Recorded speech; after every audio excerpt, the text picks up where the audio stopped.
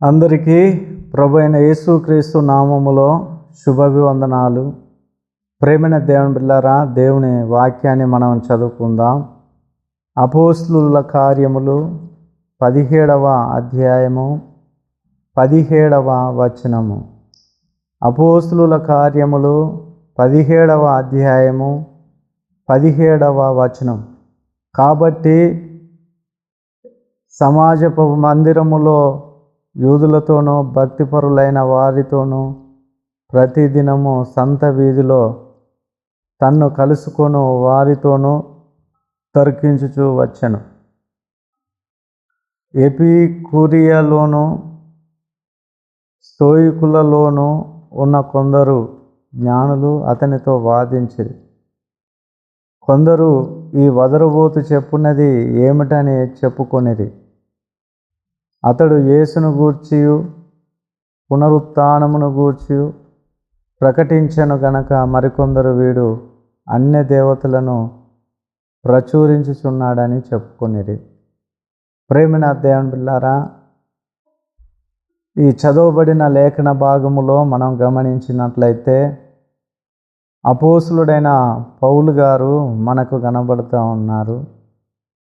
ఆయన దేవుని సువార్తను యూదుల మధ్య సమాజ మందిరములో భక్తిపరులైన కొందరిలో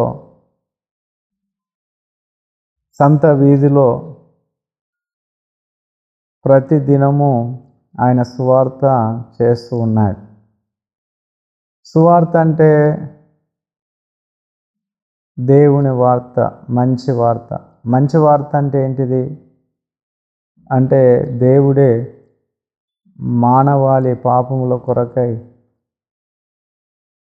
యేసుక్రీస్తుగా ఈ లోకానికి వచ్చి మానవాళి యొక్క పాపమును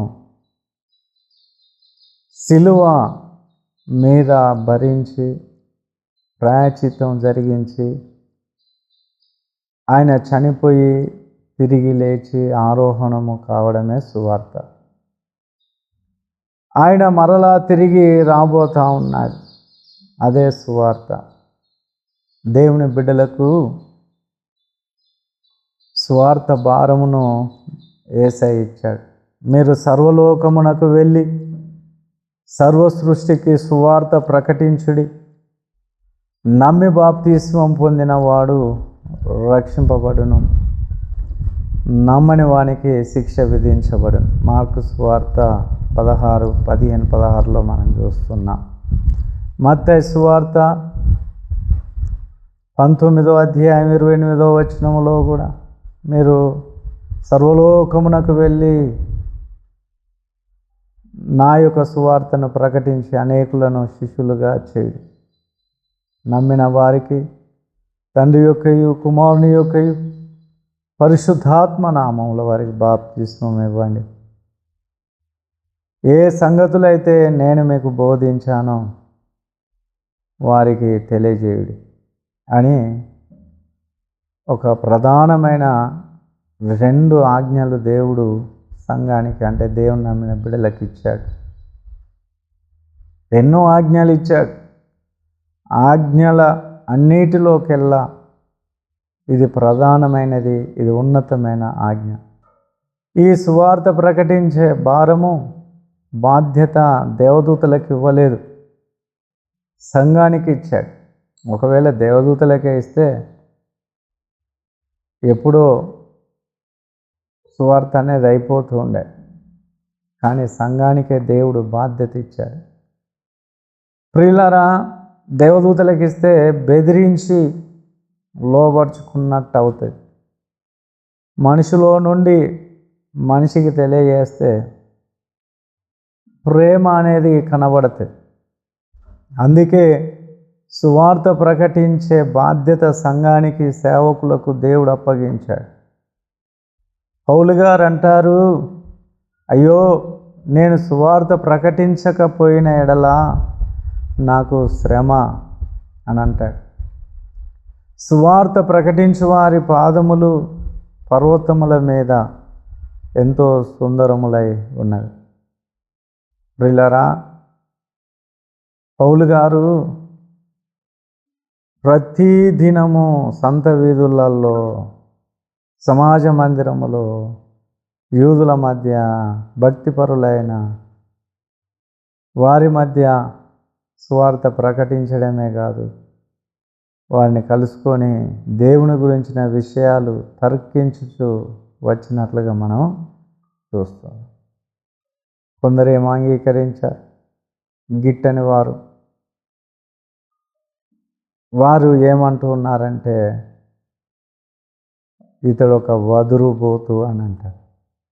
ఇతడు ఒక వదురుబోతు. కొందరు ఈ వదురుబోతు చెప్పినది ఏమిటని చెప్పుకుని అతడు యేసును గూర్చి, పునరుత్థానమును గూర్చి ప్రకటించారు. ఇంకా కొందరు ఏమంటున్నారు, అన్య దేవతలను ఇక్కడికి వచ్చి ప్రచురించుచున్నాడు అని అంటున్నారు. ప్రియులారా, ఈరోజు కూడా చాలామంది సువార్త ప్రకటిస్తూ ఉంటే మా దగ్గరికి ఎందుకు వచ్చి మీరు ప్రకటిస్తూ ఉన్నారు,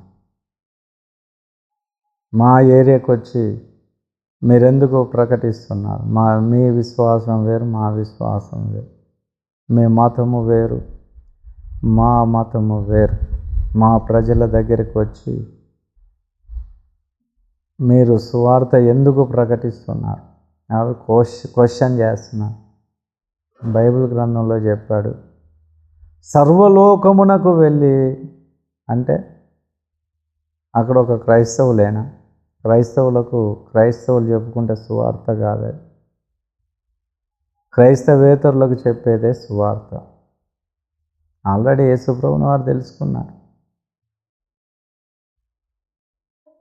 కనుక చెప్పమన్నాడు, కానీ ఎవరిని కూడా బలవంతము చేయదు.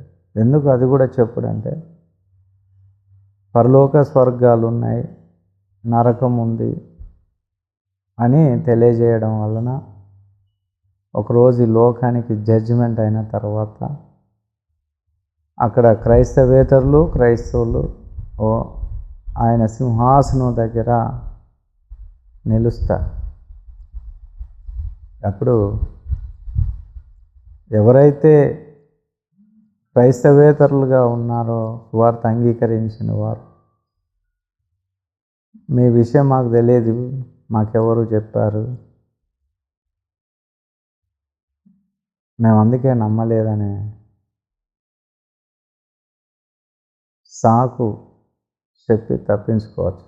అందుకే దేవుడు ఆ సాకు అనేది లేకుండా ఒకేసారి దేవుని సువార్తను ప్రజలందరికీ వినిపించిన తర్వాత ఇష్టం వారిదే, వారు అంగీకరించవచ్చు, అంగీకరించకపోవచ్చు.